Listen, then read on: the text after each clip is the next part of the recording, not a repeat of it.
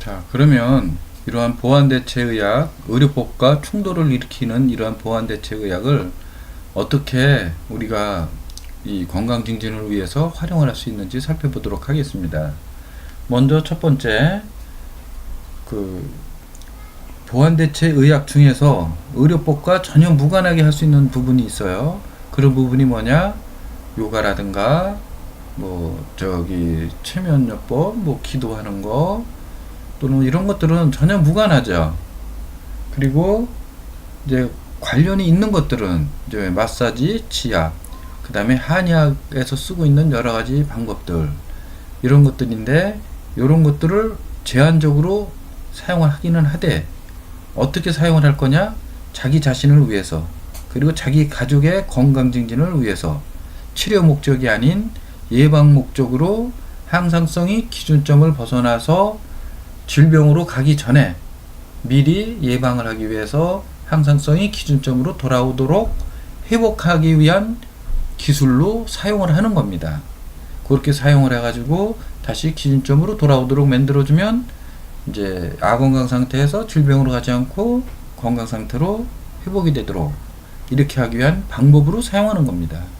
그러나 이것은 제한적으로 본인이나 가족, 그리고 이제 가족이 없는 분들은 조합원끼리 서로 손이 닿지 않는다든가 이런 부분만 부분적으로 이렇게 해주고, 이제 돈을 받는다든가 준다든가 이런 거 없이 품앗이로 하는 겁니다. 서로 간에 파트너를 정해서.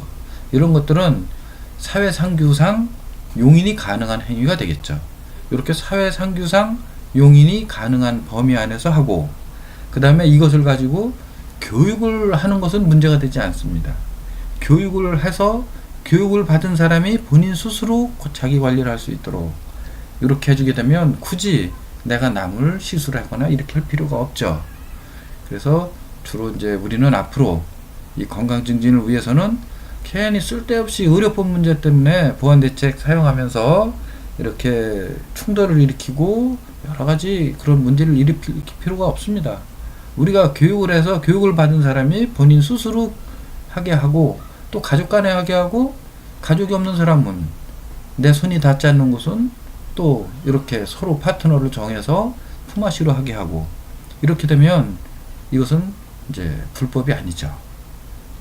그래서 정리를 하면 보완대체의학은 항상성을 기준점을 벗어났을 때 돌아오도록 해주는데, 이때 돌아오도록 해주는 기술을 보완대체의학을 사용하는데, 다른 보완대체의학은 다 문제가 되지 않으나 문제가 될 만한 소지가 있는 것들은 수기요법이라든가 한의학에서 쓰고 있는 침이라든가 뜸이라든가 약이라든가 이런 것들은 우리가 이제 사용해서는 안 되죠. 사용을 한다고 했을 때는 본인 자신한테, 본인 스스로에게, 그리고 가족끼리, 그리고 손이 닿지 않는 곳은 파트너를 정해서 이제 서로 이제 품앗이로 해준다든가, 이렇게 자기 자신의 건강을 본인 스스로 돌볼 수 있는 이러한 기술을 교육을 해주는 것이 바로 우리 건강증진 교육사들이 목적이 되겠고 역할이 되겠고, 그리고 건강증진 협동조합에서 이제 이렇게 중심이 되어서 관리하고 이끌어가야 될 이러한 그 패러다임이 아닌가 생각됩니다. 그래서 이렇게 하기 위해서는 이제 기본 전략이 치료의학 중심에서 예방의학으로 가야 된다는 거죠. 그래서 건강증진을 도모할 수 있도록 이렇게 하는데, 스스로 자기 심신 상태를 측정해서 항상성을 조절해서 병이 나기 전에 조기 관리를 하도록 하는 겁니다. 이것이 바로 예방의학적 접근이고 항상성 조절이 핵심이고, 이렇게 항상성을 조절하기 위한 기술이 이제 우리가 조금 전에 얘기한 보완대체의학에 있는 여러 가지 기술들과, 그리고 건강증진 행위 6가지, 그리고 다양하게 또 행복을 추구하기 위해서는 긍정심리학이라든가 또 여러 가지 다양한 예술치료라든가 이런 다양한 그러한 기술들을 활용해서 이제 우리가 건강을 돌볼 수 있고, 그리고 행복을 이제 추구할 수 있는, 그래서 질병 없이 건강하고 행복하게 몸과 마음, 정신, 영성, 그리고 사회적 관계, 이러한 삶의 전 과정에서 이러한 이제 삶의 질을 높이는 이러한 그 삶을 살도록 이제 우리가 건강증진 교육사가 중추적인 역할을 해줘야 될 것이라고 생각됩니다. 자, 그러면 이런 원스톱 맞춤 건강증진 교육 지도 방침입니다. 그래서 이제 맞춤 건강증진의 목적은 단체 수련을 하기 위해서 하기 어려운 분은 개인 지도를 해주는 거죠.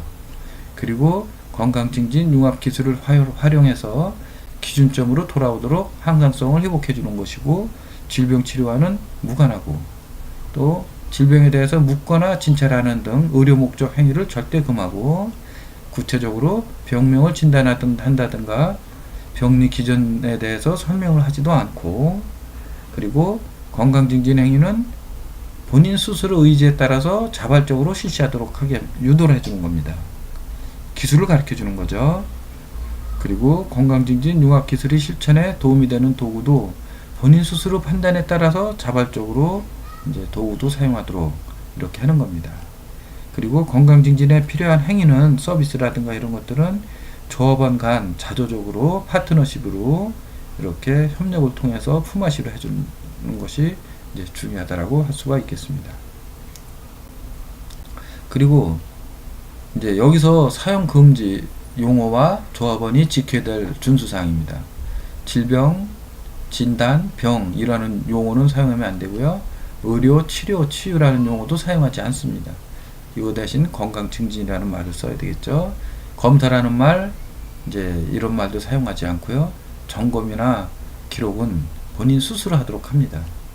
그리고 증상, 증후 등을 판단하거나 또는 정의를 내리지도 않습니다.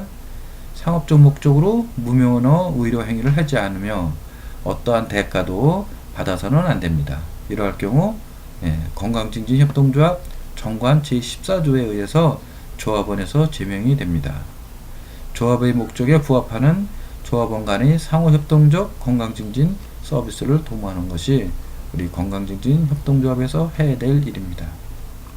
자, 건강증진협동조합 정관 14조입니다. 그래서 14조 5항에 보면 교육을 받은 조합원이 무면허 영리 행위를 한 경우에는 이렇게 제명을 하게끔 되어 있습니다.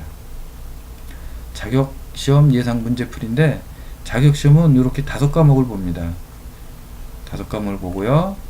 그리고 이제 시험 시간표는 건강증진학 개론 20문항, 주관식 5문항 해서 25문항 1시간입니다. 인체 해부생리학 20문항, 그리고 주관식 5문항 해서 25문항, 식품 영양학에 대한 거 20문항, 5문항, 25문항 1시간씩이고요.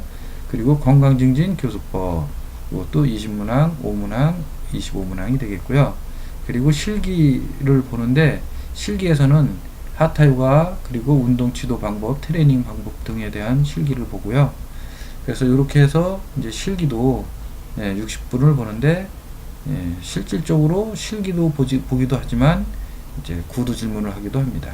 그래서 한 10문항 정도 이렇게 해서 실기 시험을 봐서 여기에 통과가 되면 되고, 60점 이상 맞아야 되고요.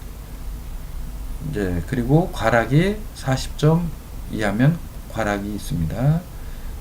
그래서 이제 60점 이상 맞아야 이제 합격이 되는 것이고요. 이렇게 해서 이제 건강증진 교육사 시험 과목에 대해서 말씀을 드렸고요. 그 다음에 예상 문제 풀이는 이제 별도 개별적으로 이제 예상 문제지를 나눠드리고, 이제 각자 풀어오고, 그리고 이제 궁금한 것, 제대로 이해하기 어려운 것은 이제 오셔서 질문을 해주시면 거기에 대해서 답변을 해드리도록 하겠습니다. 자, 이렇게 해서 건강증진 교육사 3급 교육과정 15강까지 이렇게 강의를 마쳤습니다. 끝까지 경청해 주시고 관심 가져 주시고 참여해 주셔서 고맙습니다. 그럼 안녕히 계십시오.